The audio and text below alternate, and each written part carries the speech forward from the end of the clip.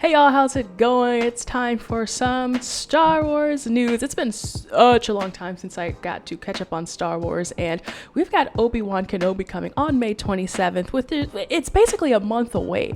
Holy cow. And we are slowly but surely getting more and more revealed about Obi-Wan Kenobi, and I wanted y'all to check out, at least I want to talk today about TotalFilm magazine, and they released a new Obi-Wan Kenobi special cover for their May issue, so I thought we would check that out. Let's just cut to it now. So as you can tell, it's going to be a good issue because not only do you have Ian McGregor here, and then they have on a little bubble, they've got a feature with Tom Hiddleston. I mean, how much better can it get? And I don't know, well, I haven't read a magazine in a long time, but thank goodness online articles exist, and we're going to be going through some of that stuff. So we have Ian McGregor here looking so cool as Obi-Wan Kenobi, lightsaber at the hilt. Come on, y'all. Is that how that works?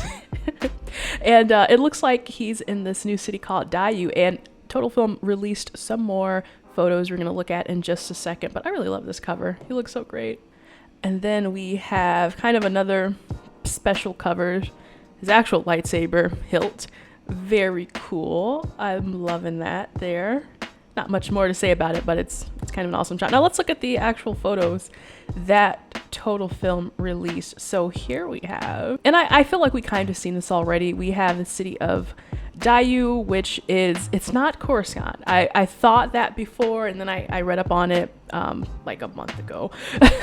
And so he's here, he's wandering. Now we know the whole premise of Obi-Wan basically is that, okay, you know, it's taking place after episode 3. It's taking place after Order 66. Obi-Wan Kenobi is in hiding. He's got to watch out for baby Luke. He might even be watching out for baby Leia on the side. Who knows? Maybe.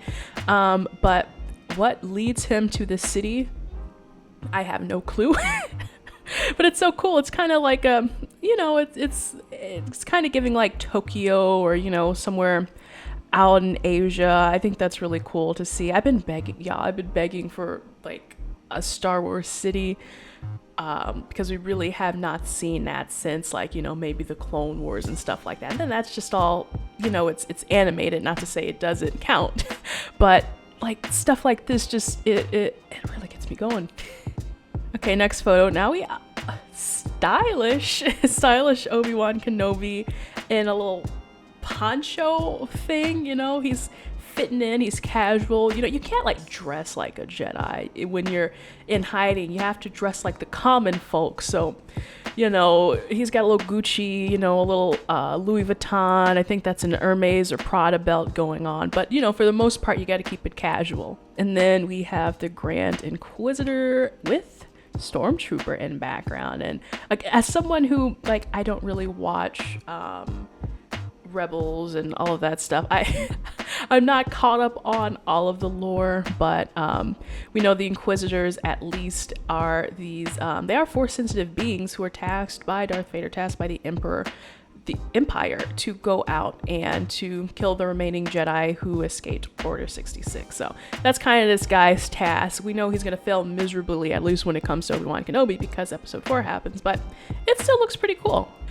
So also TotalFilm, at least on Games Radar Plus, it's kind of like their sister site, they released a couple of tidbit interviews from the feature, and there's some cool stuff in there, I thought, especially this one talking about Ian McGregor, who apparently had, like, at least in the last, you know, movie in episode 3, didn't get to really act in scenes with Darth Vader. And I mean, yeah, okay, cool, that makes sense. But this was kind of the first time that he actually got to see it scared the out of him to see Darth Vader, to see Hayden Christensen in that menacing, you know, suit. And like, okay, wait, this was the thing that I was always caught up on, because again, you know that as far as being Darth Vader, it takes two, right? It takes the guy in the suit and it takes the voice. So I'm like, is Hayden Christensen tall enough to be Darth Vader?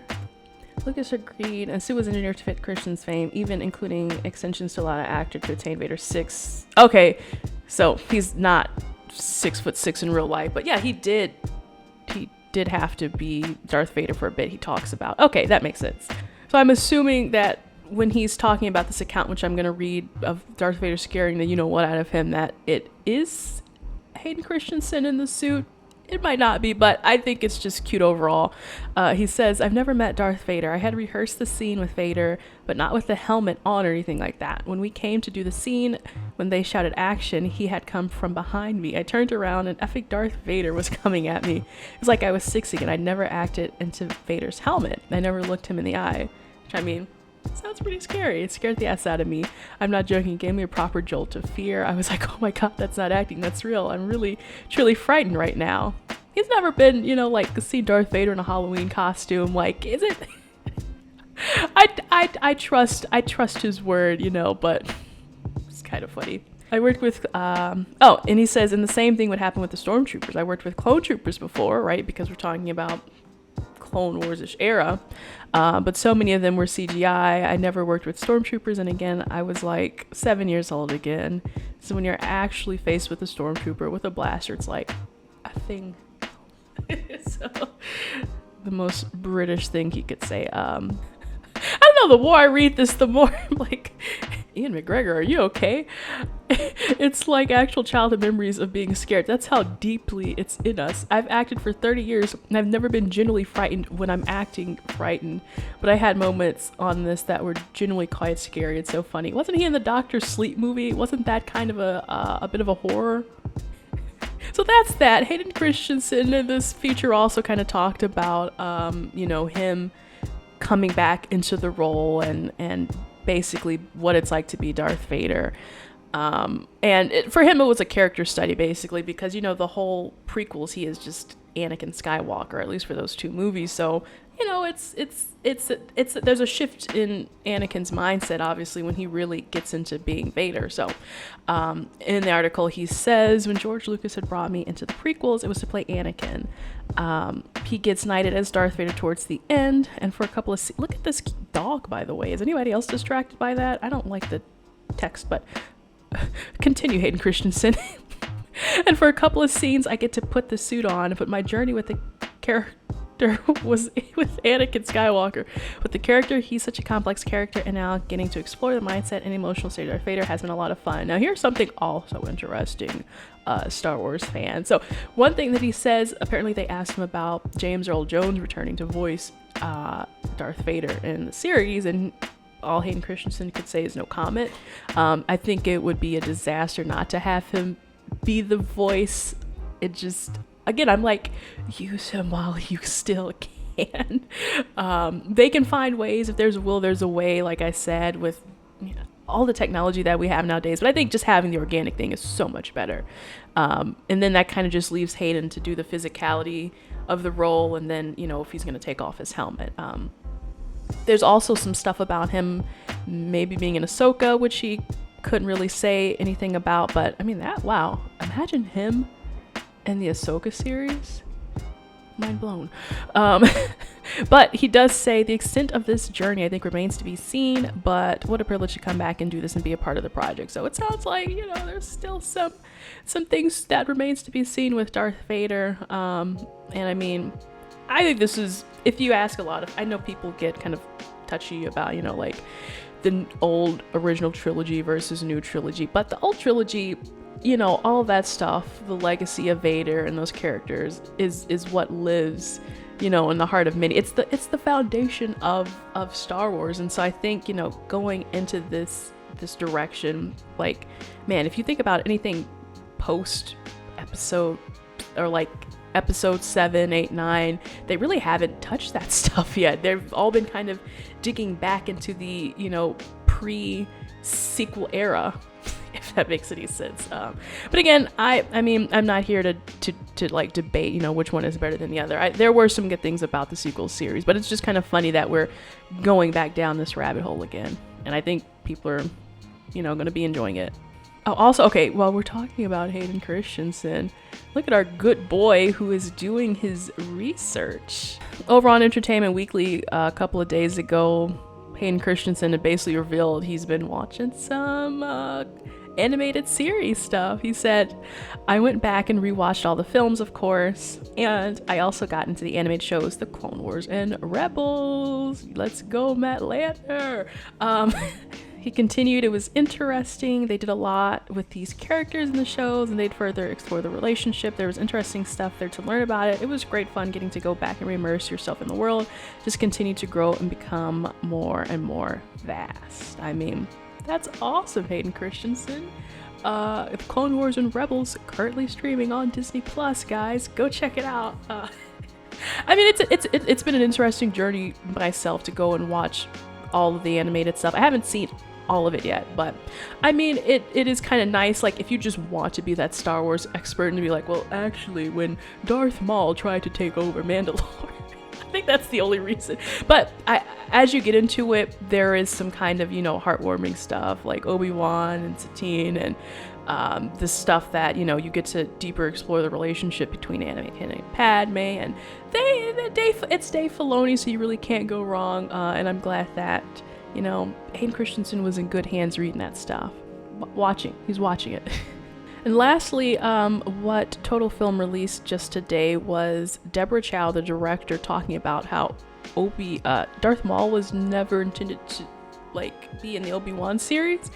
And I think, like, it was big news. We talked about it prior on the channel, but I think there's something. I'm like 99% sure there were talks. Entertainment Weekly said so in their big feature. They said that there were talks to have Darth Maul in the Obi-Wan Kenobi series, but I believe what happened was, as there was a changing of the guard and Kathleen Kennedy was like, this original idea isn't going to work, and then Deborah Chow was brought in.